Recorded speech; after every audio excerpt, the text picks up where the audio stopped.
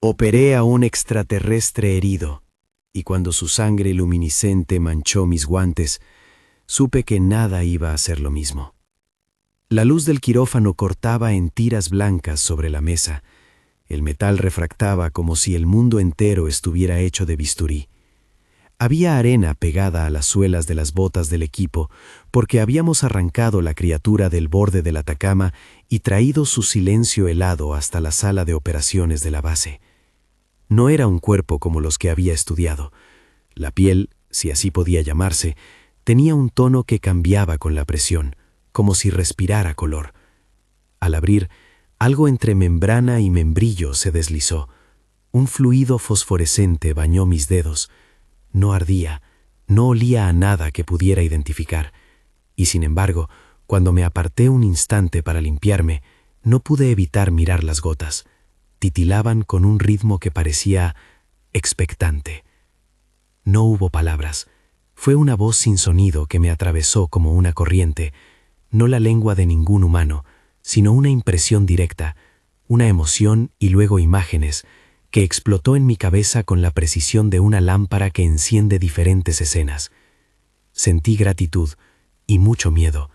Luego, algo que podría describirse como una advertencia. La presión de la conexión no era invasiva, más bien funcionaba como una mano que coloca una foto delante de mis ojos y me obliga a verla.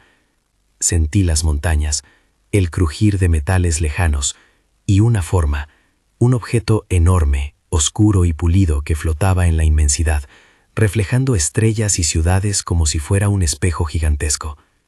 Lyron, porque su nombre era eso, no pronunciado sino comunicado, mostró lo que yo debía entender sin palabras. Three Eye, Atlas. Un espejo que devuelve no solo luz, sino estado de ánimo. Mientras mi equipo sujetaba pinzas y aspiradores, supe que estaba teniendo una conversación con algo que no tenía boca. Lyron transmitía imágenes en fragmentos. La nave, la forma en que su casco había sido perforado por el impacto, ecos de otros mundos, y luego algo que no esperaba, la sensación humana, la frecuencia colectiva. Era como ver una ciudad desde arriba en la noche y darse cuenta de que cada ventana encendida hacía más visible la silueta del edificio. Lyron hizo que sintiera un pulso. Cuando la gente temía, Three Eye brillaba de un modo inquietante. Cuando la gente se calmaba, su superficie se hacía mate, más armoniosa. No lo dijo como quien declara una verdad científica, lo ofreció como quien señala una posibilidad, un riesgo. No era el daño físico lo que más le preocupaba, sino la respuesta al daño. La operación fue larga. Mis manos, a pesar de la fatiga, obedecían a un entrenamiento que venía de años de emergencias y de noches en salas que huelen a vida y muerte. Cada gesto en mi cabeza estaba traducido por la imagen del Lyron que me apretaba, no con fuerza, sino con insistencia. La idea de que ese espejo no solo reflejaba, amplificaba. Y amplificar no es solo repetir. Amplificar es convertir un susurro en un grito, multiplicar una emoción hasta que se hace masa. Cuando la criatura, delgada, ojos como perlas opacas, dejó de convulsionar, sentí una calma súbita que me atravesó todo el cuerpo. Fue la misma calma que él irradiaba. En el reposo de la sala, mientras vendábamos, Lyron me devolvió una última impresión. No solos, dijo la pulsación en mi mente. Influencia, no del metal que flota, sino del latido que lo rodea.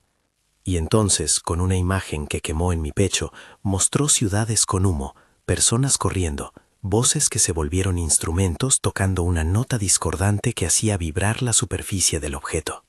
Salí del quirófano con las manos aún temblando. La base olía a desinfectante y a tierra fría. Afuera, el desierto era una lengua negra que mordía el horizonte. En los monitores de la sala común, los titulares ya habían empezado a hacer su trabajo.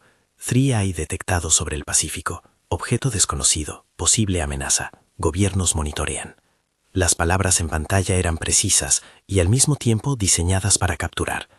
Vi a mi hermana Lisa en un video enviado por mensajería. La pantalla de mi tablet vibró con su mensaje. Su voz temblaba.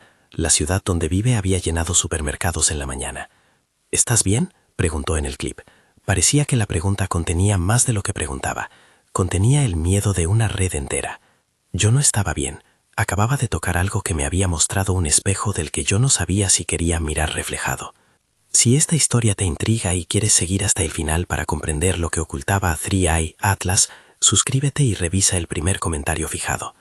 Me fui al laboratorio improvisado, donde los equipos de la misión mantenían a Lyron en una camilla envuelta en telas estériles. Había consenso en mantener la precaución, aislar, estudiar, documentar. Sara, una astrofísica brillante y rigurosa, estaba a mi lado con las manos en los bolsillos, observando con una mezcla de fascinación médica y distancia científica que respeto. Carlos, mi viejo amigo y astrónomo, entró con una libreta llena de anotaciones y la mirada de quien ante la rareza agarra como si fuera una tabla de salvación. ¿Viste los patrones espectrales?, me preguntó Carlos, sin alzar la voz. La onda no se comporta como cualquier material que conozcamos. Eso no es roca. No es roca, dije, y no es solo la composición. He visto esto antes, pero no con este contexto. Lyron me mostró algo. Sara frunció el ceño con la formalidad de quien teme que la emoción arruine la investigación. Mientras no mezclemos intuición con datos, contestó, mejor. Necesitamos muestras, análisis, réplicas. Si vais a usar términos como espejo o frecuencia, tened cuidado, son metáforas hasta que podamos verificar. Cada vez que ella pronunciaba la palabra metáfora, yo sentía en mi interior la necesidad de señalar que las metáforas a veces son mapas de verdadera experiencia. Lyron no había articulado fórmulas, había ofrecido sensaciones. Pero las sensaciones pueden ser guías peligrosas y a la vez necesarias. Sara tenía razón en su manera habitual, no se equilibraba. Carlos miraba las gráficas del radar, la huella térmica, los datos de la órbita. Si Atlas reacciona a patrones que no podemos medir con los instrumentos tradicionales, entonces no será fácil predicar cómo saldrá de esto, murmuró. Pero si Lyron dice que el objeto amplifica estados, entonces el papel humano es más relevante de lo que imaginábamos.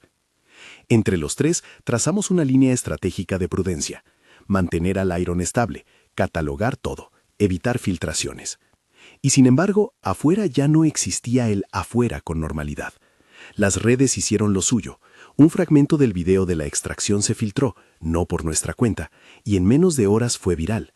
La condición humana ante lo desconocido no es uniforme. Algunos se ofrecieron en cadenas de solidaridad, otros enconaron como si el mundo se dividiera en aquello que protege y aquello que sospecha. Hubo quien reaccionó con esperanza y quien lo hizo con miedo. Ambos impulsos son humanos, ambos tienen fuerza. En la mañana siguiente, Lisa me llamó con voz trémula.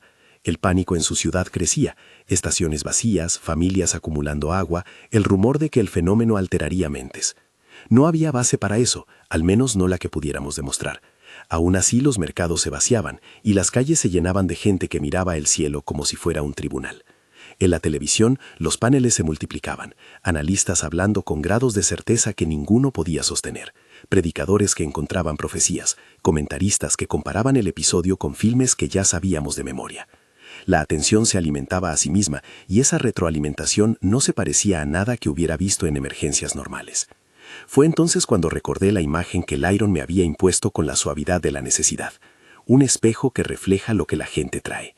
No podía asegurar que fuera verdadero en sentido científico, pero tampoco podía desestimarlo como delirio. La pregunta se volvió personal. ¿Qué pasaba si de alguna manera la emoción colectiva estaba amplificando el problema? ¿Qué pasaría si en lugar de una amenaza externa, el peligro fuera el proceso mismo de reacción humana, de expresar miedo hasta convertirlo en masa? Decidí un experimento mínimo, no publicado ni espectacular. Empecé en mi propia casa, con Lisa. Pedí que dejara el teléfono por 1 hora cada mañana, que respirara conmigo 5 minutos al día, que no reiniciara la cadena de noticias. No era una cura, era una práctica de pausa. Mi hermana, con su mezcla de pragmatismo y miedo, accedió a regañadientes. Había gente en su vecindario que no podía hacer eso. La necesidad de ver, de conocer, de anticiparse, era demasiado fuerte. Pero pequeñas decisiones no requieren grandes multitudes, solo requieren consistencia. Mientras tanto, en la red, surgían narrativas que alimentaban el fenómeno. Los algoritmos no distinguían entre alarma y curiosidad, promovían ambos. Historias sin confirmar circulaban con la fuerza de los titulares, imágenes manipuladas se viralizaban, y a cada nueva pieza de desinformación le seguía una ola de reacciones que parecían sincronizadas. Sara, con la calma que la define, fue la primera en decir la palabra que nadie quería pronunciar en voz alta: histeria. Es un proceso psicosocial, comentó. No estoy despreciando la existencia del objeto ni la experiencia del Lyron, pero la histeria transforma hechos en pánico. Tenemos que intervenir con claridad. Intervenir no significaba apagar las redes, significaba, para mí, probar si existía otra forma de contagio moral, la de la calma. La idea era sencilla, y como todas las ideas sencillas, podía ser ridícula o poderosa según cómo se desplegara. Propuse, en voz baja, que hiciéramos un pequeño ejercicio, compartir en nuestras esferas cercanas prácticas de calma, mensajes que invitaran a la reflexión en vez del pánico, y ver qué pasaba en el ruido digital. No buscábamos manipular, buscábamos ofrecer una alternativa. Carlos me miró con escepticismo y un destello de curiosidad. Sara me dio la mirada que reservaba para hipótesis testables. Si hacemos esto, tenemos que medirlo, dijo ella. No cuentes con cambios espectaculares, pero registra lo que puedas. Tasa de retweets, tono de titulares, llamadas a emergencias en la ciudad. Si hay una señal, la encontraremos por su resistencia al ruido. Acordamos una pequeña red, nosotros tres, algunas enfermeras que se habían quedado, y Lisa como puntal en la ciudad. Empezamos con cosas minúsculas, mensajes sencillos que no negaban el miedo, sino que lo reconocían y ofrecían una alternativa. Respira, decía uno. Detente un minuto. Busca a alguien a quien ayudar, decía otro. No había promesas, solo invitaciones. Era importante que nadie prometiera milagros. Lo recordábamos a cada paso. Lyron, en su camilla, parecía absorber cada una de esas oleadas de intención con una curiosidad casi infantil. A veces la criatura emitía un sonido bajo como una nota sostenida. En otras ocasiones, su piel titilaba con un patrón que parecía seguir los latidos de los mensajes. Fuera de nuestras redes, la presión mediática crecía. Un presentador de madrugada invitó a psiquiatras, sociólogos y exmilitares a una mesa redonda. Un titular insinuó teorías de control mental que proliferaron en foros como un combustible. Algunos políticos pidieron calma, y sus discursos eran leídos como si fueran órdenes. Las instituciones se movían entre protocolos conocidos y la improvisación que trae el primer contacto con lo desconocido. En la calle, la gente protestaba, se abrazaba, gritaba. Cada emoción añadía peso a la máquina que alimentaba su propio ruido. En esos días me encontré trabajando por la noche, con las manos manchadas de una luz que no era humana. Lyron tenía momentos de lucidez y de fragilidad. A veces me miraba con ojos que eran como espejos opacos, y me transmitía recuerdos de su mundo, ciudades construidas en torno a superficies pulidas, que cambiaban según el humor de sus habitantes, culturas que aprendieron a no mostrarse enojadas para no romper la armonía del entorno. Nosotros aprendimos a contenernos, sentí que decía. Ustedes, lo sentí como una pena leve, aún no saben cuánto sus emociones moldean el lugar donde habitan. En una de esas noches, Sara y yo caminamos por la pasarela que rodeaba el recinto. Las luces de la base proyectaban sombras sobre la arena. Ella fumaba, cosa que rara vez hacía delante de mí. Fue un gesto de cansancio. Si esto fuera un espejo literal, dijo, las implicaciones serían enormes, no solo por el riesgo inmediato.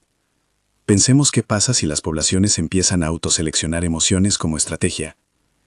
No sé si podemos medir la causalidad entre emoción y reacción física en un objeto, pero si existiera, requeriríamos nuevas políticas públicas, nuevas alfabetizaciones emocionales. ¿Te imaginas? Su risa fue corta.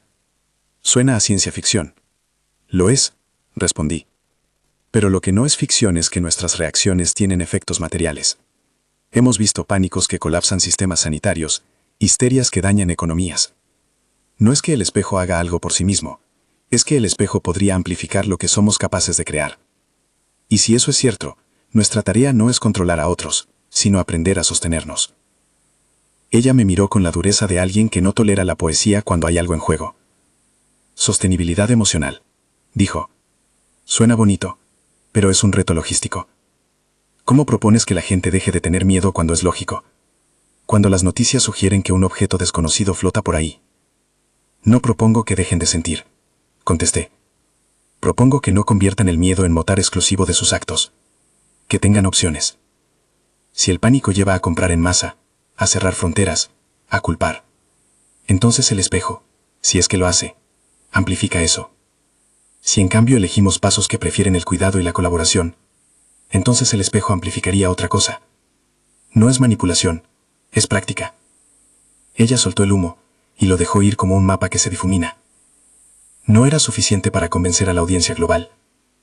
Pero en nuestra pequeña red aquello empezó a dar señales. Un hospital en la costa reportó menos llamadas de histeria después de que un grupo de voluntarios repartiera folletos simples sobre respiración y contacto social.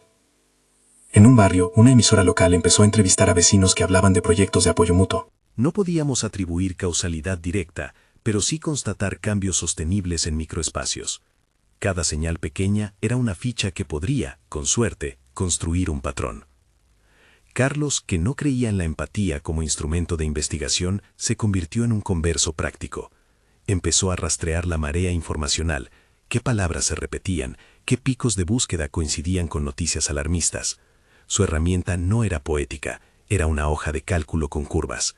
Una mañana me dijo con un brillo que le agrandaba los ojos: hay picos de tensión que coinciden con roturas en la narrativa. Cada vez que aparece una imagen sensacionalista, las búsquedas por miedo, apocalipsis, arme aumentan. Si logramos moderar el contenido en ciertos puntos, el pico no se produce. Eso me confirmó una intuición. El espejo no era un monstruo que atacaba, era un catalizador que respondía a la masa. ¿Qué era entonces nuestra responsabilidad? No se trataba de prohibir ni de negar la noticia, se trataba de ofrecer una vía distinta por la que la información podía circular. Si el ecosistema informativo elegía el pánico, el espejo se alimentaba. Si elegía el sosiego, quizás dejaba de vibrar. La semana siguiente se convirtió en una carrera contra los titulares. Un video de un grupo violento en la costa pretendió cortar las cuerdas de un centro de investigación. Un presentador, buscando sensacionalismo, aseguró en directo que 3i emitía ondas que podían alterar la conducta. Acoso digital a científicos, filtraciones y la inevitable bandera amarilla de las empresas que empezaron a cerrar vuelos. El mundo funcionaba a escalas diferentes. En la base éramos un equipo pequeño con un problema enorme. En las pantallas, la conversación era más ruidosa que los hechos. Yo me sentía como un cirujano que, además de suturar cuerpos, debía coser una herida social. No estaba preparado para ello, pero nadie lo está para lo que la vida decide presentarnos. Empecé a escribir notas, textos cortos, no para publicar de inmediato, sino para ordenar mi pensamiento. En una de ellas anoté: no es solo lo que sucede allá afuera, es cómo dentro de nosotros decidimos reaccionar. La frase no era elegante, pero era honesta. Sara propuso formalizar nuestro experimento, un seguimiento controlado de comunidades pequeñas que aceptaran participar en una práctica diaria de calma. No grandes manifestaciones, no rituales masivos, sino un protocolo pequeño, 5 minutos de respiración guiada, mensajes que reconocieran la gravedad sin convertirla en histeria y prácticas de ayuda concreta. Se trataba de crear un contrapeso. Carlos diseñó cómo capturar la señal en la marea informacional. Lisa, por su parte, reunió a su barrio para ensayar. Lo hicimos con la transparencia de quien no quiere manipular. Cada participante debía saber que se trataba de un ensayo, que los resultados no estaban garantizados, que la intención era observar. Al principio hubo resistencia. Muchas personas nos dijeron que no servía para nada. Otras demandaban promesas que no podíamos dar. Pero un vecindario del que Lisa formaba parte aceptó intentar. Hicimos una lista corta de acciones: desconectar noticias 1 hora por la mañana, llamar a un vecino mayor, compartir una frase de apoyo en redes, sin grandes pretensiones. La primera mañana, un anciano que vivía solo recibió una llamada de la vecina y rompió a llorar por la compañía. Esa misma tarde, una cadena local publicó un reportaje no frenético pero humano sobre la iniciativa. No era un triunfo, pero era un gesto que contravenía la narrativa predominante. Mientras estas pequeñas fisuras aparecían, recibimos un comunicado oficial. 3i había cambiado ligeramente su trayectoria. Las agencias que seguían el objeto emitieron comunicados técnicos que no decían mucho para quienes no manejan términos orbitales, pero bastó para que los noticieros nocturnos lo llenaran de interpretaciones apocalípticas y oportunistas. Por cada gesto de calma, la noticia generaba algo que parecía impulso en sentido contrario. Lyron seguía sin hablar con palabras, pero su presencia ya no era la de una criatura ajena. Era la de un testigo que nos había señalado una vulnerabilidad que éramos capaces de transformar. Una noche, después de largas horas de revisión, me encontré sentado en la camilla de observación, con Lyron dormitando. Su piel llevaba un mapa de luces que danzaban en secuencia. Acaricié la tela que cubría su costado, y por primera vez pensé en la responsabilidad de la historia que se estaba tejiendo. Este no era solo un capítulo de la ciencia, era una lección sobre cómo respondemos cuando algo nos refleja. No tenía respuestas, pero tenía una certeza. No podía quedarme callado. Al amanecer envié un mensaje a una lista breve: Sara, Carlos, Lisa y un puñado de enfermeras. Propuse algo que sonaba simple y en otros momentos ingenuo: reunir a 5.000 personas en distintos puntos del país para compartir 5 minutos de silencio y respiración sincronizada en un horario preciso. No lo llamé meditación global, porque esa etiqueta carga consigo demasiadas expectativas y promesas. Lo presenté como un ensayo, una prueba para observar si una red de intenciones coherentes modificaba en algo el pulso informativo. No sería una cura, sería una experiencia. Nadie estaba obligado a participar. Nadie debía creer en milagros. Solo pediría que la gente intentara un gesto de calma. La respuesta inicial fue moderada. Hubo burlas, por supuesto. Siempre las hay cuando se propone colectividad con matiz espiritual. Pero también llegaron mensajes de personas que dijeron: si sirve para no gritar, me apunto. Y otros que veían la propuesta como una forma de apoyo mutuo. Esa mezcla me recordó que la ambigüedad era nuestra aliada. No imponíamos dogmas, solo alternativas. Y entonces llegaron las llamadas. Un canal grande quería hacer un reportaje en vivo. Una organización no gubernamental pidió datos de apoyo. Un grupo de vecinos de otra ciudad quiso replicar el experimento a su escala. La propuesta dejó de ser una nota personal y se volvió un posible movimiento en germen. No era algo que yo hubiera planeado, ni algo que pudiera controlar con un bisturí. Era un pulso que escapa cuando lo reconoces. Preparando el mensaje de invitación, pensé en las palabras de Lyron: no solos. No supe si el espejo iba a responder mejor a la calma o a ignorarnos por completo, pero en la historia que había empezado en mi mesa de operaciones, esa frase resonaba con fuerza. Elegir no alimentar el miedo no era una maniobra pasiva, era un tipo de acción. No era negar la realidad del objeto, ni la existencia de la criatura que había operado, sino elegir deliberadamente una ruta que apuntara al cuidado. Al final de la tarde, Sara me envió un correo con la primera línea del protocolo y una advertencia: esto es experimental, no garantices nada, documentaremos. Carlos añadió gráficos, Lisa preparó un grupo de difusión. Yo escribí las palabras iniciales que saldrían al público: reconocimiento del miedo, invitación a la pausa, un llamado a la responsabilidad. En la pantalla de mi terminal se veía el texto en apariencia sencillo. En mi mente, sin embargo, aquello era una pequeña apuesta contra el ruido. Si fallábamos, lo haríamos con honestidad.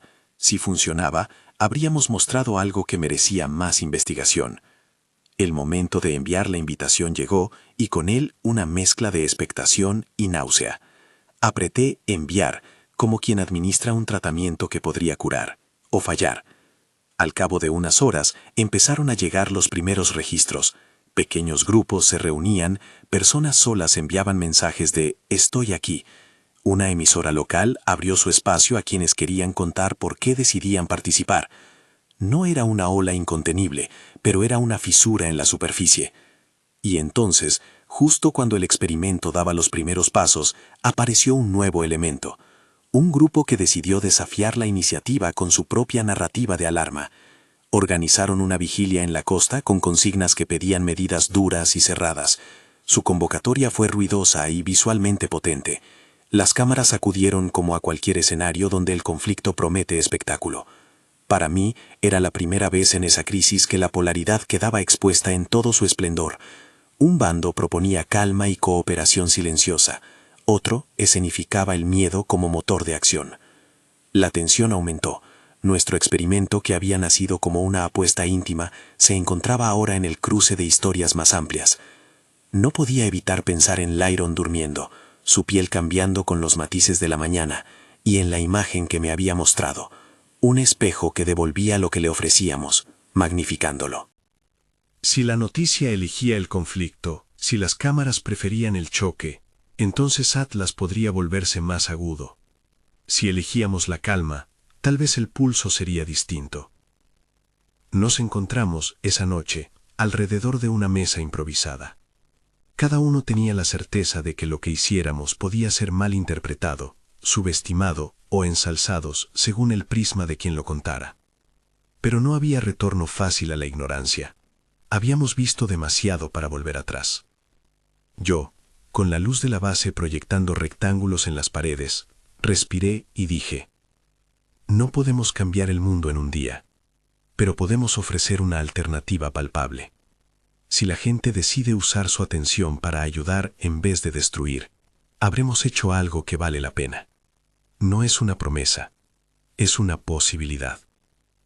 Eso fue lo que dijimos en voz baja, con la intimidad de quienes comparten una sala de operaciones y la responsabilidad de quienes entienden el riesgo. Preparábamos, sin saberlo aún por completo, algo que iba a probar no solo la naturaleza de 3i Atlas, sino la capacidad humana de elegir en masa.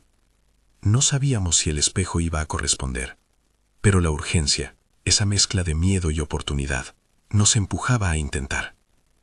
La noche cerró con el zumbido de máquinas y el brillo suave del Iron. Afuera, el desierto parecía contener la respiración. Dentro, nosotros nos preparábamos, sin protocolos oficiales que nos guiaran, para una experiencia que podía ser testimonio o ensayo. Yo no tendría el lujo de la certeza. Tenía mis manos, mis recuerdos de la luz en los guantes, y la voz sin palabras que me había dicho: no solos. Y con esa frase me quedé, sosteniendo la opción de no convertir el espejo en un monstruo que solo reflejara nuestra peor versión. El teléfono vibró por última vez antes de caer rendido. Un mensaje corto. Convocatoria a las 20. Escala local. No prometemos milagros, solo práctica. Lo leí y sentí que, por primera vez desde que abrí el cuerpo del Iron, mi decisión adquiría forma pública. Allí, en la intersección de lo íntimo y lo global, se abría un tramo nuevo de la historia. No sabía cómo terminaría, pero sabía que por primera vez desde el impacto, no sería solo la física la que dictara el rumbo, sería nuestra respuesta. El mensaje en mi pantalla fue simple y frío. Convocatoria a las 20. Escala local. No prometemos milagros, solo práctica. Lo leí varias veces como quien repasa una receta antes de cocer algo que no entiende del todo. Había pasos, tiempos y una necesidad de precisión emocional.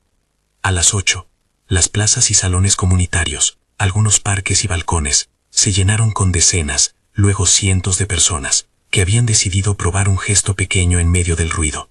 No era una marcha, ni una protesta, ni una ceremonia. Era un experimento social disfrazado de cuidado. Salí de la base con la cabeza todavía poblada por imágenes fluorescentes. La ciudad donde vive Lisa no quedaba lejos. El trayecto me mostró cables tensos, tiendas cerrando persianas, carteles improvisados que pedían calma o que advertían sobre supuestas olas emitidas por el objeto. En cada esquina la conversación adquiría un tono propio. Algunos se plegaban al miedo como si fuera refugio, otros elegían la pausa como si fuera un chaleco salvavidas. Llegué a la plaza principal y la encontré dividida en pequeños focos de quietud. Grupos con mantas, personas sentadas en bancos, vecinos que hablaban en voz baja. No había altavoces que dictaran un credo, había personas que ofrecían su presencia. Lisa apareció a mi lado con la mirada enrojecida pero serena. Su teléfono dejaba de vibrar cada vez que lo ponía en modo silencio. No esperaba tanta gente, me dijo. Pensé que vendrían 4 amigos y nos quedaríamos charlando. Esto parece distinto. Tomé su mano, y por primera vez desde que empezó todo, no la miré con urgencia, sino con gratitud. No lo sabremos hoy, respondí, pero esto ya es algo que no existía antes. Empezamos con algo tan simple que resultaba casi insultantemente sencillo. 5 minutos de respiración guiada. No había una voz impostada. Era una grabación breve que invitaba a inhalar contando hasta 4 y exhalar con la misma medida. Se pidió que mientras se respiraba, quienes lo desearan miraran a alguien cercano a ellos, ofrecieran una sonrisa o un gesto de contención. No se exigía creer, se pedía intentar un acto de responsabilidad. La sencillez fue su fuerza. Las cámaras no prestaron demasiada atención al principio. Eran más seductoras las historias del conflicto, las imágenes que podían tensionar la narración. Aún así, varios reportes locales mostraron filas de personas que habían preferido quedarse y simplemente sentarse. Pequeños programas de radio comenzaron a entrevistar a los participantes, preguntando por qué habían venido. Las respuestas fueron simples: cansancio del miedo, quería hacer algo, no quería solo mirar cómo se quemaba todo. No eran consignas heroicas, eran testimonios de gesto. En paralelo, el tejido de la información empezó a mostrar señales mínimas pero relevantes. Carlos me enviaba mensajes con gráficos coloreados y comentarios escuetos. Primera mañana, pico en búsquedas por pánico y psicosis. Tras convocatoria, ligero descenso de consultas por miedo y armas en ciertas regiones. Aumento de búsquedas por respiración y apoyo vecinal. Le pedí que no publicara conclusiones. Él me devolvió un emoji de asentimiento. Correlation, not causation. Era la máxima que repetíamos como mantra. Los días siguientes se convirtieron en una sucesión de pequeñas batallas. Hubo incidentes. Un grupo radical intentó por fuerza tomar un centro de investigación. Un rumor falso sobre la radiación del objeto impulsó compras masivas en una ciudad costera. Una emisora sensacionalista transmitió durante horas imágenes manipuladas. En cada episodio el ruido aumentaba. La maquinaria del miedo era veloz. Su combustible era la incertidumbre, y su producto eran comportamientos que podían agravar la propia incertidumbre. Pero en paralelo con ese ruido, proliferaban gestos que minaban su hegemonía. Cadenas cortas de ayuda, voluntariados para cuidar a ancianos, redes de apoyo localizadas. No era que el mundo dejara de tener miedo, era que hubo más lugares que ofrecían otra cosa. Dentro del centro de investigación, Lyron tuvo momentos de lucidez más largos. A veces abría los ojos y su piel proyectaba patrones que parecían mapas. Quería tocar algo en nosotros, como si quisiera comprobar si lo habíamos entendido. En varias ocasiones, cuando el pulso social se tornaba especialmente tenso, tras un titular agresivo, por ejemplo, Lyron reaccionaba con un temblor que recorría su costado. Cuando las noticias elegían mostrar humanidad, cuando periodistas elegían entrevistas que ofrecían contexto y vecinos relataban pasos de cooperación, las luces de su piel se suavizaban. No afirmó causalidad, apenas describo una relación que veía con mis ojos, una correlación que a veces parecía más que casualidad. Sara se mantuvo escéptica, pero colaborativa en la medición. Diseñó un protocolo para evaluar variables sociales simples: volumen de menciones alarmistas, número de llamadas a emergencias, picos de tráfico en compras de pánico, así como indicadores de actividad comunitaria. Ella insistía en cautela metodológica. No podemos demostrar que respiraciones ajenas calmen un objeto, dijo en una reunión con voz grave, pero sí podemos medir si, cuando se oferta otra narrativa, la reacción colectiva muestra señales de cambio. Si hay patrón, lo señalaremos, si no, informaremos honestamente. Su honestidad era como un ancla. Con Carlos montamos un panel de control que parecía simple en su presentación, pero exigente en su construcción, un mosaico de fuentes donde contrastábamos todo aquello que la audiencia pudiera leer en un scroll de noticias. A cada sitio lo veíamos como una pequeña máquina con sus preferencias, y esa colección de preferencias no era neutral, consumía y amplificaba contenido. Los algoritmos que promueven lo que genera interacciones favorecen a lo que excita, y el miedo excita con mucha eficacia. La hipótesis de Lyron empezaba a sentirse menos laberíntica. Si un objeto amplifica lo que la gente le ofrece, el entorno mediático podía actuar como un multiplicador. En una semana, el experimento creció de pequeño a regional. Lo que comenzó como 5 minutos pasó a ser sesiones breves de ayuda y redes de apoyo que articulaban recursos reales, teléfonos de ayuda, voluntarios para compras, acompañamiento a enfermos. No buscábamos que la calma fuese un principio abstracto, era un medio para sostener respuestas útiles. Si alguien tenía ansiedad severa, el gesto de respiración no era un tratamiento, era una puerta para conectarlo con ayuda profesional. Repetimos esa distinción en público. Practicar calma no sustituye a expertos, sino que hace espacio para que la respuesta responda mejor. La polarización no desapareció. Hubo quienes nos acusaron de distraer la atención, de ludificar una amenaza real. Hubo quien nos dijo que jugábamos a manipular. No era mentira que la propuesta contenía riesgo reputacional. Cualquiera podía usarla para fines espurios.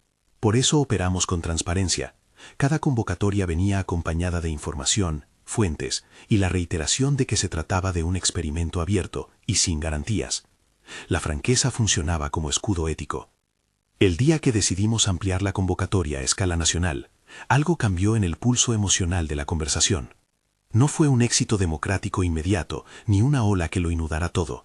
Fue un aumento sostenido de adherentes pequeños. trenes llenos de personas que llegaban a asambleas locales, grupos de estudiantes que proponían sesiones en sus facultades, médicos que ofrecían tiempo para escuchar a familias asustadas. Surgieron iniciativas complementarias, una plataforma con recursos sobre manejo de ansiedad, un grupo de psicólogos que coordinaron turnos para llamadas de apoyo, una red de voluntarios que ayudaba con abastecimiento para quienes no podían salir de casa. Lo que empezó como una práctica de quietud derivó en infraestructura social. Las redes, curiosamente, no solo sirvieron para amplificar el pánico, funcionaron igual de bien para difundir recursos. Una campaña de hashtags que no buscaba fama sino utilidad, palabras sencillas como #respira contigo o #cuida a un vecino, empezó a aparecer en feeds, a menudo acompañada de historias locales y enlaces a líneas de ayuda. No fue un fenómeno uniforme. Algunas plataformas favorecieron contenidos alarmistas, otras mostraron comunidades de apoyo. La narrativa dominante se fragmentó, y esa fragmentación abrió espacios. El episodio que en términos narrativos se convirtió en clímax no fue teatral. Fue una noche fría en la que millones de personas, en distintos usos horarios, decidieron participar en un gesto simultáneo. 5 minutos de silencio y respiración a una hora acordada. No la llamamos meditación masiva por las connotaciones que esa palabra acarrea, la denominamos ensajo de cuidado.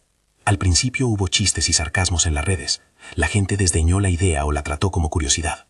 Luego vinieron videos de plazas llenas, balcones donde se asomaban familias en pijama, personas en cuevas de montaña con linternas, guardias de hospital que tomaban un respiro entre turnos. Fue un collage de imágenes que no tenían pretensión estética sino honestidad operativa. En el centro de investigación encendimos un monitor que mostraba la actividad social agregada, tendencias, picos de palabras, mapas de calor. No lo hicimos para saber si lo que íbamos a hacer afectaría a 3i, lo hicimos porque necesitábamos registrar. Estábamos decididos a ver si había señales. Sara se sentó frente a su consola con los dedos entrelazados. Carlos, en silencio, ajustó los sensores que nos permitían medir cambios en llamadas a emergencias y menciones alarmistas. Lisa, con una manta sobre los hombros, me miraba con una mezcla de amor y miedo. La hora llegó con un zumbido cotidiano. Sirenas que se apagaban, gente que cerraba ventanas para escuchar mejor, padres que acunaban a bebés. 5 minutos son poco tiempo, y sin embargo, lo necesario para percibir una pausa. Respiramos como si fuéramos una sola persona hecha de muchas piezas. No todos los que participaban estaban convencidos. Eso no importaba. La intención colectiva no apostaba por la unanimidad, sino por la posibilidad de construir un pulso distinto. No puedo asegurar que aquello fue lo que provocó el cambio, pero fue en el lapso que siguió a esos minutos sincronizados cuando algo que observamos en 3i se volvió extraordinario. La superficie del objeto, que hasta entonces había respondido con destellos y patrones inquietantes a la oleada de pánico, empezó a suavizarse en la pantalla de los observatorios. No fue un apagón dramático ni un truco visual, fue un cambio de textura. La superficie pasó de relucir con aristas a mostrar un lustre más mate, como si alguien hubiese pulido un vidrio con suavidad. En el centro, nadie dio un salto de júbilo. La prudencia todavía reinaba. Sara fue la primera en decirlo con cautela. Podría ser coincidencia. Podría ser algo. Necesitamos más datos. Carlos, que quería números, se inclinó sobre sus gráficos. Los picos de palabras alarmistas mostraron una caída significativa en varias regiones a las pocas horas del ensayo. Las llamadas por pánico descendieron en 3 ciudades testeadas, y varias emisoras locales comenzaron a cubrir historias de ayuda en vez de concentrarse en lo apocalíptico. No eran cambios definitivos ni universales, pero eran datos que no encajaban con una mera rutina. La correlación existía. La causalidad seguía siendo una pregunta abierta. Lyron, tendido en su camilla, reaccionó con un patrón de luz que nunca habíamos visto. Largas ondas que parecían abrazar su cuerpo. En un momento, durante la madrugada, cuando la cobertura satelital nos permitió observar la proyección del objeto sobre las nubes, se apreció un brillo que decrecía en intensidad. Algunos expertos que llevaron simulaciones orbitarias nos advirtieron que pequeñas variaciones en la órbita pueden obedecer a muchos factores: presión solar, corrientes atmosféricas en alta altitud, errores de medida. Nadie podía decir con certeza que lo humano hubiese influido. Y a la vez, nadie podía explicar con claridad la sincronía entre un gesto global y una respuesta observable. La ambigüedad se instaló de nuevo, esta vez no como amenaza, sino como misterio. Esa noche fue de desvelo y de celebración contenida. En el laboratorio, entre café amargo y pantallas, Sara dijo algo que resumía el espíritu. Si esto es efecto directo, magnífico. Si es correlación, también útil, porque nos muestra que nuestras acciones tienen ecos. Si es coincidencia, igual aprendimos a organizarnos. Sea lo que sea, lo que me interesa es qué hacemos con esa información. Su mirada no era triunfalista, era de quien esperaba construir la siguiente fase con responsabilidad. La fase siguiente y no fue triunfal. Hubo retrocesos, episodios de violencia en un par de ciudades, cuentas que difundieron información falsa y la tomaron como prueba de manipulación masiva, y la persistencia de quienes insistían en narrativas apocalípticas. Pero también hubo consolidación. Programas de radio que cambiaron su tono, instituciones que empezaron a incluir consejos prácticos para manejar la ansiedad y una red informal de apoyo que facilitaba recursos concretos. No todo se resolvía por un ensayo de 5 minutos. La estructura social que alimenta la histeria seguía ahí, pero con el tiempo ciertos puntos de presión se dieron. Para la opinión pública, la salida de 3i fue el momento que marcó el cierre formal de la crisis. En los monitoreos oficiales se informó que el objeto había modificado su trayectoria y que las agencias lo seguían a mayor distancia. Una comunicación técnica explicó posibles causas, variaciones en la densidad atmosférica, interacciones electromagnéticas o simples maniobras no intencionadas. No había una conclusión unánime. En la base, Sarah fue mesurada. La nave se alejó. Podríamos especular sobre por qué. Lo responsable es decir que los datos muestran una correlación entre la reducción de señales de alarma social y el descenso de reactividad del objeto, pero no se puede afirmar causalidad indiscutible. Lo dijo con la voz apagada de quien mantiene el rigor aún frente a la belleza del evento. Lyron, antes de que lo trasladaran a un contenedor más adecuado para su transporte final, tuvo una última intervención con nosotros. No habló en palabras, sino que nos ofreció una sensación que se tradujo en una secuencia de imágenes y emociones. Gratitud, alivio, una especie de curiosidad melancólica por los humanos. En su mente se percibió aquello que siempre nos había movido, una advertencia no hecha para castigarnos, sino para mostrarnos que estábamos hechos de una tela más fina de lo que creíamos. Fue una lección que no venía con manual ni con garantías, solo con la posibilidad de mirada. Lo que damos es lo que se refleja. Cuando 3i se alejó, la prensa intentó poner cierre. Hubo titulares triunfantes y otros que describieron el episodio como una farsa. No fue posible contentar a todos, pero en la cotidianidad de la gente ocurrieron cambios que no siempre se narraron en primera plana. Grupos de apoyo que se mantuvieron, redes de ayuda que nacieron de la necesidad concreta de sostener a quienes habían sufrido más la angustia, y una curiosidad renovada por aprender a manejar la propia atención. En un hospital de la costa, un número menor de llamadas por pánico se mantuvo semanas después. En barrios donde se habían practicado las sesiones, hubo iniciativas comunitarias que continuaron. No fueron transformaciones universales, pero sí fueron persistencias pequeñas. Sarah, fiel a su temperamento, escribió un informe preliminar que fue claro. Datos, correlaciones, advertencias sobre interpretaciones exageradas. Su texto pedía que el episodio fuese un punto de partida para investigación interdisciplinaria. Psicólogos, sociólogos, especialistas en información pública y autoridades políticas. Si algo habíamos comprobado, era que las narrativas importan y que las emociones se traducen en comportamiento. El informe no daba respuestas fáciles, proponía rutas para seguir estudiando y para fortalecer redes sociales que permitan respuestas menos descontroladas ante lo desconocido. Carlos, que ya había publicado su primer conjunto de gráficos, fue más pragmático. Organizó seminarios abiertos donde explicaba cómo leer tendencias en redes sociales y cómo identificar picos de alarma. En su estilo directo, repetía una premisa clave: la información importa tanto como el objeto. Enseñó a comunidades a separar fuentes, a verificar y a priorizar acciones concretas frente a la incertidumbre. No era tecnicismo, era alfabetización informativa con consecuencias prácticas.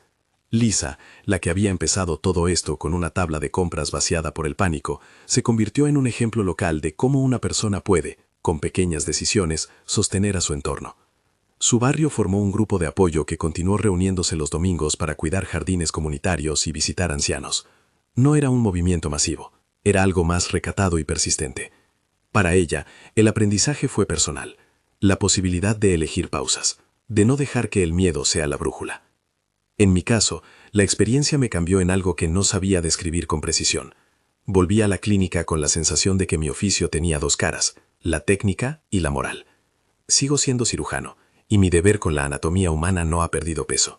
Pero también entendí que mi responsabilidad se extiende cuando lo que tocamos no es carne, sino ecos del tejido social. Decidí escribir y hablar con mesura, sin mitificar. Empecé a colaborar con iniciativas de enseñanza sobre manejo de crisis y a abrir espacios para que otros compartieran sus experiencias con transparencia. La necesidad de conjugar ciencia con prácticas comunitarias se volvió parte de mi trabajo cotidiano. En los meses que siguieron, la historia de 3i quedó como una narrativa que muchos contaban con distintos énfasis. Para algunos, un momento de miedo que terminó en alivio. Para otros, una lección sobre cómo la atención pública puede herir o curar. Para muchos, un episodio que abrió preguntas sobre el papel de la información. Entre los científicos se sostuvo el debate. Algunos equipos buscaron explicaciones físicas del cambio orbital. Otros propusieron marcos teóricos sobre la emergencia de fenómenos socioculturales que interactúan con sistemas materiales. Las discusiones no se resolvieron. Tampoco era necesario que se resolvieran. Lo que quedó fue una mayor conciencia de la fragilidad de nuestras respuestas colectivas. Hubo, inevitablemente, quienes intentaron monetizar la experiencia. Libros, conferencias pagadas, ofertas de técnicas para controlar masas. A todos ellos los observé con recelo. Fue un recordatorio de que la vulnerabilidad humana también es mercado. Por eso me propuse no ser parte de cualquier lucrativa simplificación.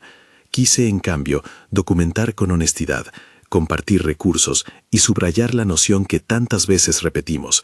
Practicar calma no garantiza resultados miraculosos. Ofrece opciones y sostiene acciones útiles. Una tarde, años después, mientras caminaba por un parque donde vi un mural con la imagen estilizada de una superficie que reflejaba a la gente que pasaba, pensé en lo que aprendimos. La lección no era mística ni técnica, era moral y pragmática.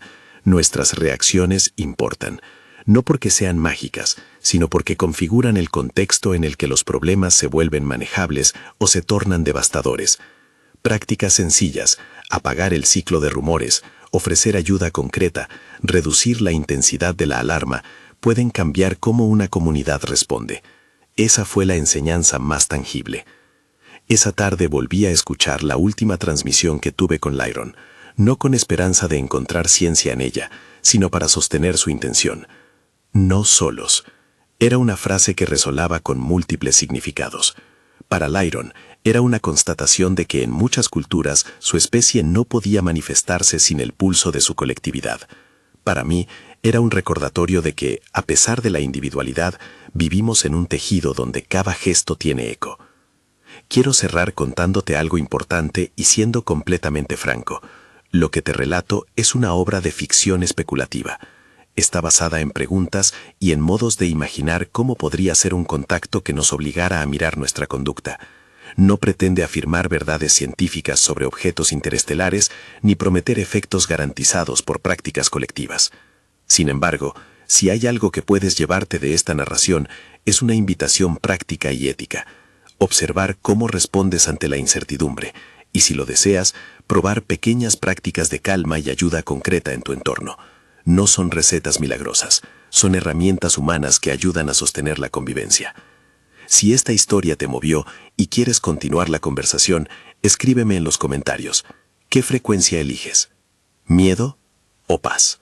En el primer comentario fijado, encontrarás un recurso práctico con ideas sencillas para reducir la reactividad en tu comunidad y enlaces a organizaciones que ofrecen apoyo profesional si lo necesitas.